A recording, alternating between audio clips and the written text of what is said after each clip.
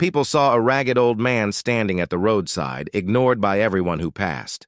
No one cared who he was or how he survived each day. But in one sudden moment, a scream echoed across the street. A small dog ran into the busy road as cars raced forward. What the beggar did next left the entire crowd speechless. On the edge of a busy marketplace lived a man named Rafik. Most people didn't know his name. They just called him the Beggar, near the tea stall. His clothes were worn. His shoes were mismatched, and his face carried years of struggle. Every day he sat beside a broken stone wall with a tin cup, hoping someone would spare a coin or a leftover piece of bread. Rafik wasn't always alone.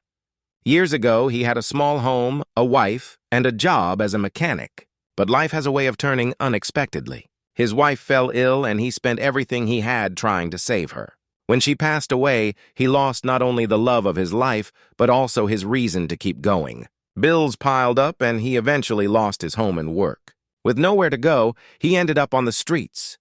Morning after morning, he watched well-dressed people walk past.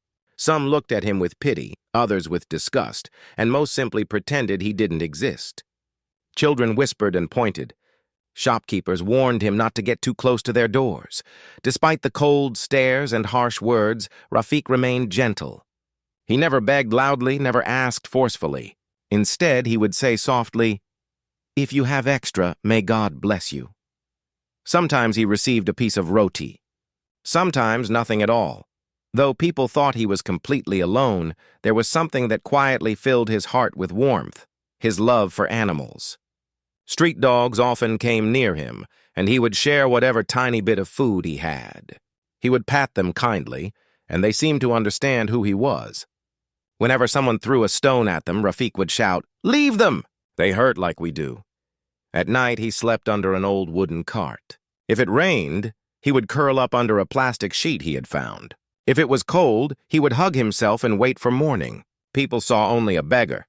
They didn't see the man who once sacrificed everything for someone he loved. But even in his silence, Rafik never complained. Every evening he would look at the sky and whisper, "Maybe tomorrow will be better." He didn't expect miracles. He just hoped for kindness, even a small one. One dog in particular, a dirty little stray with brown patches and sad eyes, often sat near him. Rafik named him Chotu. He would break his dry bread in half just to give Chotu something to eat. The dog wagged his tail and slept near Rafik's feet as if guarding him. In a world that had forgotten him, Chotu was his only companion. Rafik didn't know that fate was preparing something unexpected, something that would change how the world saw him. All it needed was one moment, one act, one heartbeat of courage. One afternoon, the marketplace was louder than usual. People were bargaining loudly with vendors, cars honked, and children ran around with balloons and sweets. Rafik sat quietly in his spot, holding his empty tin cup. Hunger had been eating at him since morning. He hadn't had a proper meal in 2 days. He looked at the food stalls, parathas frying, kebabs sizzling, but he had no money to even ask. A group of teenagers nearby noticed him and started whispering. One of them laughed and said, "Look at him. He probably steals from shops at night." Another added, "He should be kicked out of here." They didn't know his story, and they didn't care. The tea stall owner came and banged a steel jug near his feet. "Don't sit too close. Customers don't like it," he snapped. Rafik quietly moved further away without a word. As the sun rose higher, the heat burned the ground. Sweat rolled down Rafik's face, but he stayed where he was. A woman dropped a small packet of leftovers into his cup. He smiled and whispered, "Thank you." Before he could even eat, a man bumped into him and knocked the food to the ground. "Watch where you sit!" The man barked and walked away without looking back. Rafik's heart sank, but he said nothing.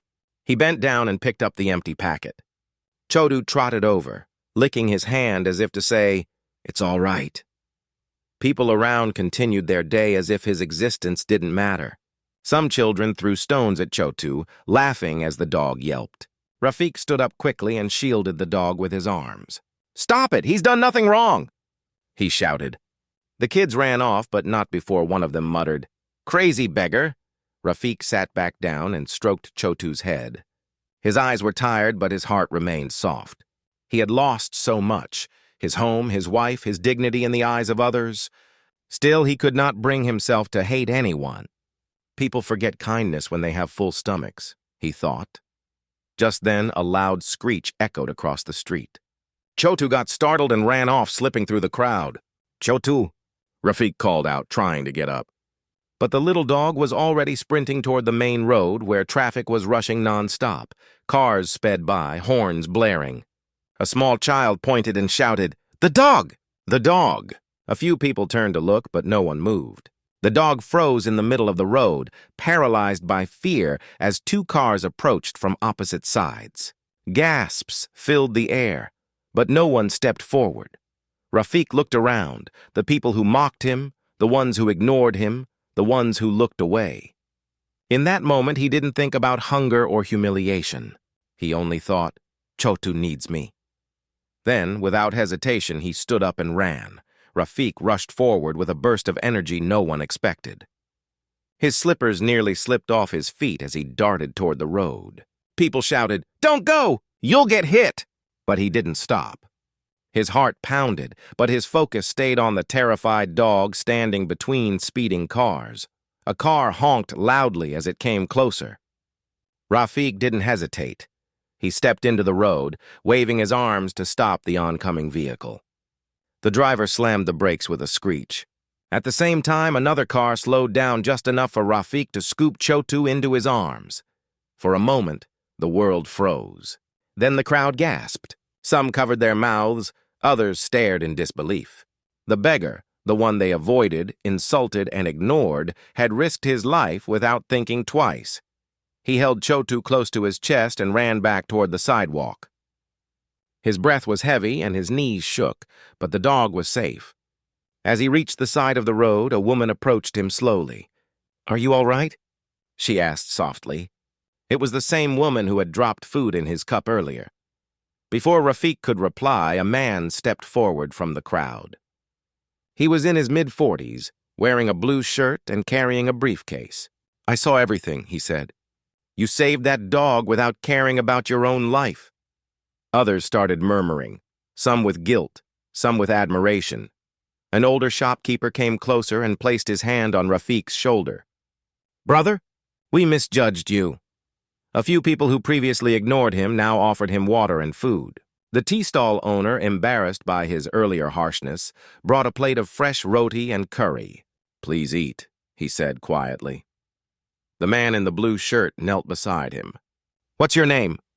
"Rafik," he answered, still cradling Chotu gently. The man nodded. "I'm Imran. I work with an animal welfare group. Someone like you shouldn't be on the streets." Imran offered him clean clothes and a place to stay at a shelter he helped manage. At first, Rafik hesitated. He wasn't used to kindness.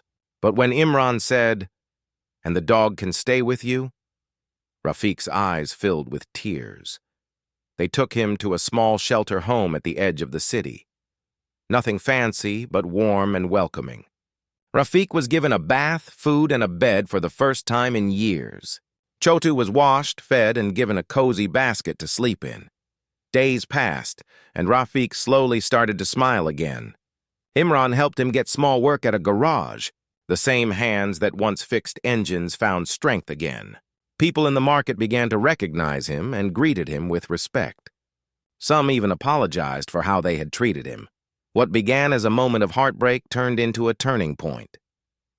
Rafik had saved a life with love, and that love returned to him in ways he never imagined. Sometimes the people we overlook carry the biggest hearts. Rafik didn't save Chotu for praise. He did it because kindness was all he had left. And that small act changed his entire life. The world may judge by appearance, but true worth lives in the heart. Kindness costs nothing, but to someone it can mean everything.